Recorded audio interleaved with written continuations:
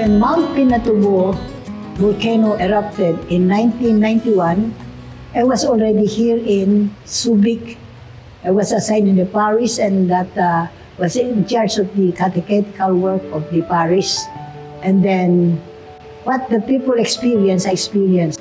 When we started the rehabilitation after doing some relief, we reached out to the poorest of the poor at saka yung pinakamalayo.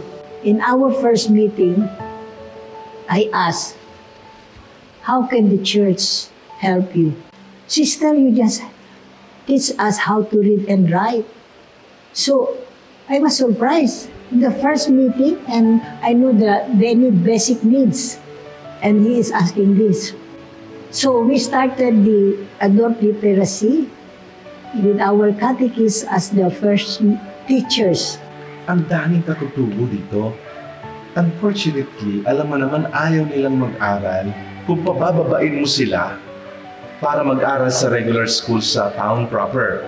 Malayo din naman. Some of them will walk like 2-3 days, hindi hours, days, and some of course will brave to cross the river. Ang maganda, ang mga misyonero, katulad ng mga Franciscan sisters, mga kulumban, tinuruan na rin mag-aral sa Catholic by putting up some mission school.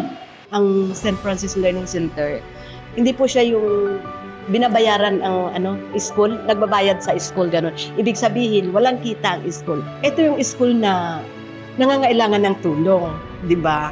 Kasi nga walang pumapasok na pera kundi tulong.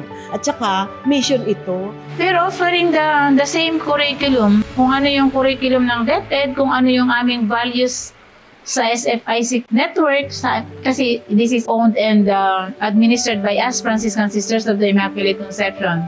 Siya din namin itinuturo at pinapaliwanag sa kanila yung role nila sa simbahan, role sa community, no?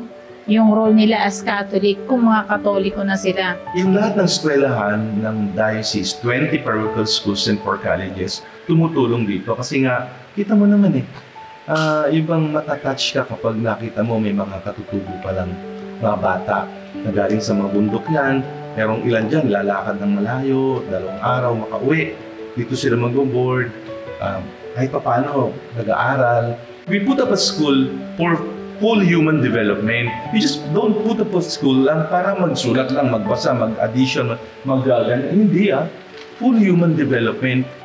One time noon, yung pamangkin ko na una nag-aral po dito, sinabi sa akin na merong gantong school po na na libre lahat. Pag-aaralin ka, wala kang mabayaran. So ako, syempre, gusto ko makapagtapos ng pag-aaral. Ginrab ko kaagad. Isa na po akong LPT at ako ay isang math teacher sa high school po.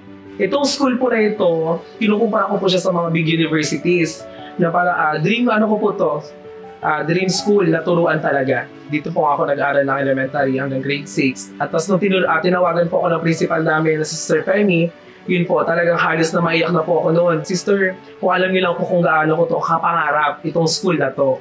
Pang 2 years ko na po ngayon na nagtuturo as a grade 7 advisor po. Nagsimula po ako dito nung grade 1 student. 8 years old po akong inatid po dito.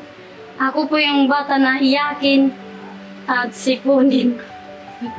Sipunin po ako nung bata po ako kasi iyakin din po kasi ako dahil iniwan po ako nun. Ayaw ko po talagang magpaiwan. Masaya po ako dito sa St. Francis kasi lahat po libre dito. Lahat ng mga gusto mo po magagawa mo dito. Mas lalo ka pong nag-i-improve sa iyong sarili. At dito ko po nakilala yung sarili ko. Sa totoo lang, mahirap tulungan ng mga bata. Mahirap i-form. Pero it is the work of the Lord kasi kung hindi ko tutulungan, anong gagawin ko pag namatay na ako? Ano sasabihin sa akin ni Lord? Paano mo minahal ang mga batang ito? Mahirap mahalin, mahirap tulungan.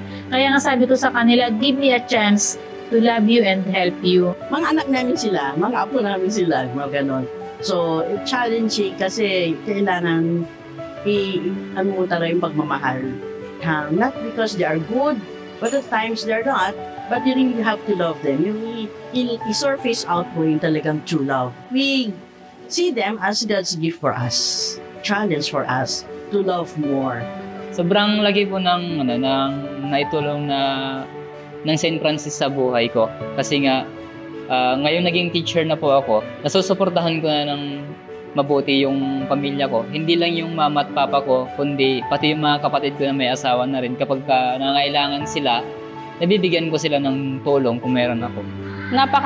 Importante po ito sa aming mga katutubo na itong school na ito kasi dahil po sa St. Francis, unti-unti po namin na-achieve o nakukuha namin yung pangarap namin. At dahil din po sa St. Francis, natututo po kami kung paano itaas yung dignidad namin bilang isang mga katutubo. Kasi tinutulungan po kami ng St. Francis kung paano iayos ang aming kultura na huwag kalimutan na porket naka-aral ka na, dapat na huwag ikahiya kung saan ka dapat nagmula.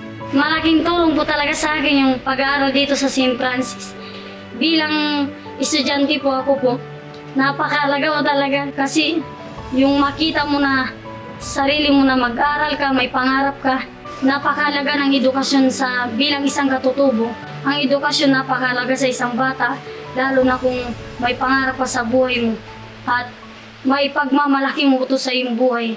Ang edukasyon kung nabot mo yung pangarap.